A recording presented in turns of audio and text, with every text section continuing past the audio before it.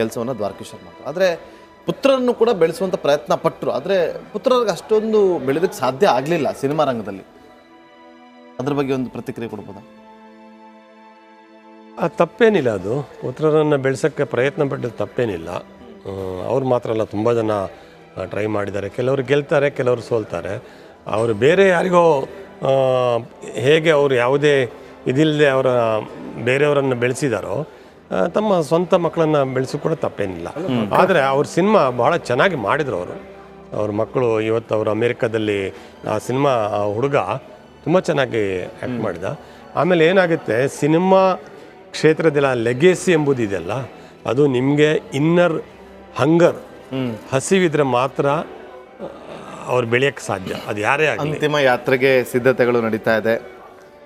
ಈಗ ಅವರ ಪಾರ್ಥಿವ ಶರೀರವನ್ನು ಇದೇ ಒಂದು ಆಂಬುಲೆನ್ಸ್ನ ಮೂಲಕ ತೆಗೆದುಕೊಂಡು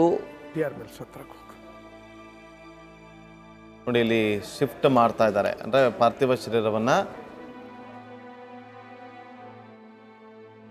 ದೃಶ್ಯಗಳಲ್ಲಿ ಗಮನಿಸ್ತಾ ಇದ್ದೀವಿ. ದ್ವಾರಕೀಶ್ ಅವರ ಪುತ್ರರಲ್ಲಿದ್ದಾರೆ.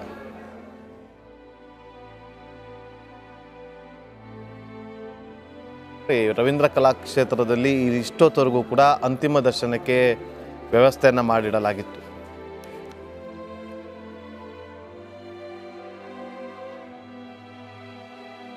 ಈಗ ಚಿತಾಗಾರದ ಕಡೆ TR ಮಿಲ್ ಬಳಿ ಇರುವಂಥ ಚಿತಾಗಾರದತ್ತ ಅವರ ಪಾರ್ಥಿವ ಶರೀರವನ್ನು ಕೊಂಡೊಯ್ಯಲಾಗ್ತಾ ಇದೆ.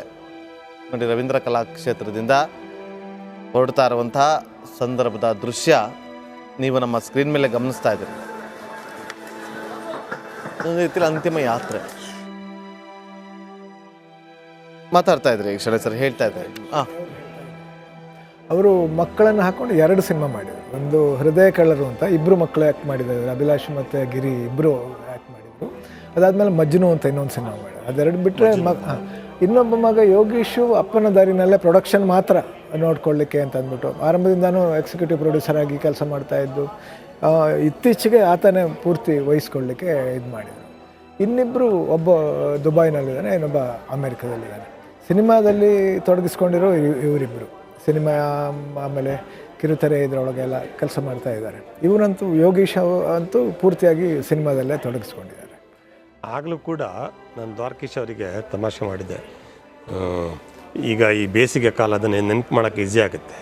ನಿಮಗೂ ಕೂಡ ಸನ್ಸ್ಟ್ರೋಕ್ ಆಯಿತಾ ಅಂತ. ಅಂದರೆ ಮಕ್ಕಳ ಪುತ್ರ ವ್ಯಾಮೋಹ ಇದೆಲ್ಲ, ಅದನ್ನು ಸನ್ಸ್ಟ್ರೋಕ್ ಅಂತ ಸಿನಿಮಾ ಲ್ಯಾಂಡಲ್ಲಿ ಅದು ಇಟ್ಸ್ ವೆರಿ ಕಾಮನ್. ಎಲ್ರಿಗೂ ಆಗುತ್ತೆ ಕಣೋ ಅದು ಅಂತ ಹೇಳಿದರು. ಆಮೇಲೆ ಅಲ್ಲಿ ಮಕ್ಕಳನ್ನ ಹಾಕೋಕ್ಕೆ ಅನೇಕ ಕಾರಣಗಳಿರುತ್ತೆ. ಎಲ್ಲ ಪ್ರೊಡ್ಯೂಸರ್ಗೆ, ಡೈರೆಕ್ಟರ್ಗೆ ಒಂದು ಸ್ಟೇಜಲ್ಲಿ ಹೀರೋಗಳು ಕೋಆಪ್ರೇಷನ್ ಕೊಡದೇ ಇದ್ದಾಗ, ಅಥವಾ ಅವ್ರು ಅಂದ್ಕೊಂಡಂಗೆ ನಿರೀಕ್ಷೆ ತಕ್ಕ ಅವರು ಕೋಆಪ್ರೇಷನ್ ಬೆಳೆದಿರ್ತಾರೆ, ಬೆಳೆದ ನಂತರ ಅವ್ರು ಸಿಗಲ್ಲ. ಆಗ ಯಾಕೆ ನಮ್ಮ ಮಕ್ಕಳನ್ನೇ ಬೆಳೆಸೋಣ, ನಾವು ಹೇಳಿದಾಗೆ ಕೇಳ್ತಾರೆ ಅಂತ ಆ ಥರದ ಒಂದು ಕನ್ಕ್ಲೂಷನ್ ಕೂಡ ಅನೇಕರು ಬರ್ತಾರೆ. ಕೆಲವರು ಸಕ್ಸಸ್ ಆಗ್ತಾರೆ, ಕೆಲವರು ಫೇಲಿಯರ್ ಆಗ್ತಾರೆ ಅಷ್ಟೇ. ಬಟ್ ಅದು ತಪ್ಪಂದು ಖಂಡಿತ ಅಲ್ಲ, ಅದು ಒಂದು ಸಹಜ ಪ್ರಕ್ರಿಯೆ. ರಾಜಕಾರಣದಲ್ಲಿ ಕಾಣ್ತಾ ಇಲ್ವಾ ನೀವು? ರಾಜಕಾರಣ ಮತ್ತು ಸಿನಿಮಾ, ಒಂದು ಕ್ಯಾಮ್ರಾ ಮುಂದೆ ಆ್ಯಕ್ಟಿಂಗು, ಇನ್ನೊಂದು ಕ್ಯಾಮ್ರಾ ಹಿಂದೆ ಆ್ಯಕ್ಟಿಂಗು ಅಂತ ಅಂತಿರ್ತಾರೆ. ದ್ವಾರಕೀಶ್ ಅವರಿಂದ ಸಿನಿಮಾ ರಂಗ ಇವತ್ತು ಕಲಿಯಬೇಕಾಗಿರುವಂಥ ಪಾಠ ಏನು? ಕಮಿಟ್ಮೆಂಟ್. ಸಿನಿಮಾ ಅಂದರೆ ಸಿನಿಮಾ ಮಾತ್ರ ಅಂತ ರವಿಚಂದ್ರನ್ ಹೇಳಿದ್ರಲ್ಲ, ನನ್ನ ದೇಹದ ಒಂದು ಭಾಗ ಅವರು ಅಂತಂದು ಅಂದಿದ್ದಿದೆಯಲ್ಲ, ತುಂಬ ಸತ್ಯ ಅದು. ಯಾಕಂದರೆ ಹಣ, ಲಾಭ ನಷ್ಟಗಳನ್ನ ನೋಡಿದೆ, ವಿಶೇಷವಾಗಿ ಮುಖ್ಯವಾಹಿನಿ ಸಿನಿಮಾಗಳಲ್ಲಿ ಏನಿದೆ ಅಂತಂದರೆ ನಿಮಗೆ ಆ ಲಾಭ ನಷ್ಟಗಳು ಹಿಂದೆ ಏನಾಗ್ತಾ ಇತ್ತು, ಈ ಲಾಭ ನಷ್ಟಗಳಾದಾಗ ಹಂಚ್ಕೋತಾ ಇರೋ ವ್ಯವಸ್ಥೆ ಇತ್ತು. ಹಂಚಿಕಾ ವ್ಯವಸ್ಥೆ ಆಗಲಿ, ಪ್ರದರ್ಶನ ವ್ಯವಸ್ಥೆ ಆಗಲಿ. ಈಗ ಏನಾಗ್ಬಿಟ್ಟಿದೆ, ಅದು ಪೂರ್ತಿ ಬದಲಾಗಿ ನೀವು ಎಲ್ಲನೂ ನಿರ್ಮಾಪಕನೇ ಹೊರಬೇಕಾದ ಸ್ಥಿತಿ ಬಂದುಬಿಟ್ಟಿದೆ. ಹಾಗಾಗಿ ಈ ಅವ್ಯವಸ್ಥೆನೋ ಅಥವಾ ಈ ಸೋಲೋ ಇದಕ್ಕೆ ಕಾರಣ.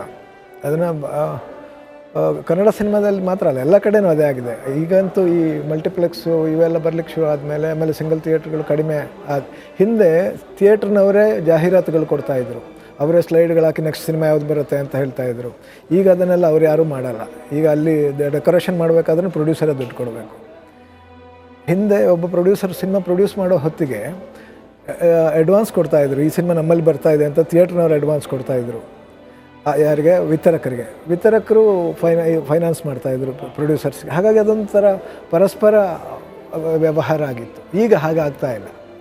ಈಗ ಅದಷ್ಟೇ ಅಲ್ಲ, ಒಂದು ಸಿನಿಮಾ ಗೆದ್ದರೆ ಸಾಕು ಅನ್ನೋ ಸ್ಥಿತಿಯಲ್ಲಿ ಎಲ್ಲರೂ ಬಹಳಷ್ಟು ಜನ ಬರೋರು ಯೋಚನೆ ಮಾಡ್ತಾ ಇರೋದು. ಒಂದು ಸಿನಿಮಾ ಗೆದ್ದರೆ ನಾವು ಸೆಟ್ಲ್ ಆದ್ವಿ ಅಂತ. ಇಂಡಸ್ಟ್ರಿ ಬಗ್ಗೆ ಯಾರೂ ಯೋಚನೆ ಮಾಡಲ್ಲ. ಒಂದು ಸಿನಿಮಾ, ಅದು ಹೀರೋ ಇರಲಿ, ನಿರ್ಮಾಪಕ ಇರಲಿ, ನಿರ್ದೇಶಕ ಇರಲಿ, ಯಾರೇ ಇರಲಿ. ಯಾಕಂದರೆ ಈಗ ಎಲ್ಲ ಎಂಟಂಕಿಯ ಇದು ತಾನೆ. ನನ್ನ ಪ್ರಕಾರ ಅವರು ಬಿಗ್ ಡ್ರೀಮರ್, ಒಂದು ಕನಸುಗಾರ ಅಂತಾರಲ್ಲ, ಕನಸು ಕಾಣ್ತಿದ್ರು, ಆ ಕನಸನ್ನು ಚೇಸ್ ಮಾಡ್ಕೊಂಡು ಹೋಗ್ತಾಯಿದ್ರು. ಚೇಸ್ ಮಾಡೋ ಕೆಲವು ಸರ್ತಿ ಬೀಳ್ತಿದ್ರು, ಮತ್ತೆ ಎದ್ದು ನಿಲ್ತಿದ್ರು, ಮತ್ತೆ ಚೇಸ್ ಮಾಡ್ತಾಯಿದ್ರು. ಇನ್ನು 81 ತನಕನೂ ಅವ್ರು ಆ ಥರ ಚೇಸ್ ಮಾಡಿಕೊಂಡೇ ಬಂದರು. ಬಹುಶಃ ಈ ಸಿನಿಮಾ ಲೋಕಕ್ಕೆ ಇನ್ನೊಂದು ಹೆಸರೇ ಮಾಯಾಲೋಕ ಅಂತ. ಮಾಯನೇ ಇಲ್ಲಿ ಒಂಥರ ಮಾಯಾ ನಗರಿ, ಮಾಯಾ ಲೋಕ ಅಂತ. ಹಾಗಾಗಿ ಕನಸು ಕಾಣೋದು, ಮಾಯೆ ನಡೆಯೋದು, ಇದೆಲ್ಲ ಒಂಥರ ಇದು ಭಾಳ ಕಾಮನ್ ಇಲ್ಲಿ. ಪ್ರತಿಯೊಬ್ಬ ದೊಡ್ಡ ದೊಡ್ಡ ಲೆಜೆಂಡ್ಗಳನ್ನು ನೋಡ್ತಾ ಹೋದಾಗ, ಅವ್ರ ಜೀವನ ಚರಿತ್ರೆ ಅಥವಾ ಅವ್ರು ನಡೆದು ಬಂದು ಹಾದಿ ನೋಡುವಾಗ ಈ ಥರದ ಎಲ್ಲ ಕಥೆಗಳು ಸಿಗುತ್ತೆ. ಇವತ್ತು ಲೆಜೆಂಡ್ಗಳನ್ನ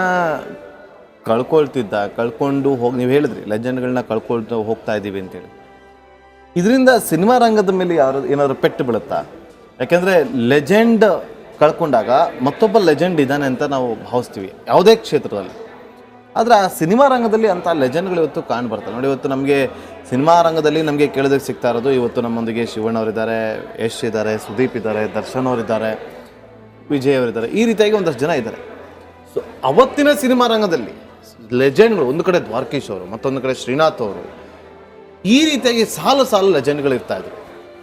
ಇವತ್ತು ಆ ಲೆಜೆಂಡ್ಗಳನ್ನ ಕಳ್ಕೊಳ್ಳೋ ಮೂಲಕ ಆ ಒಂದು ಲೆಜೆಂಡ್ರಿ ಅನ್ನೋದೇ ನಮ್ಮಲ್ಲಿ ಕಡಿಮೆ ಆಗ್ತಿದೆ ಸಿನಿಮಾ ರಂಗದಲ್ಲಿ. ನಾನು ಬಹುಶಃ ಇದಕ್ಕೆ ಈ ಕ್ರಿಕೆಟ್ ಉದಾಹರಣೆ ಕೊಟ್ಟರೆ ಹೇಗಿರುತ್ತೆ ಅಂತ ನೋಡ್ತಾ ಇದ್ದೀನಿ.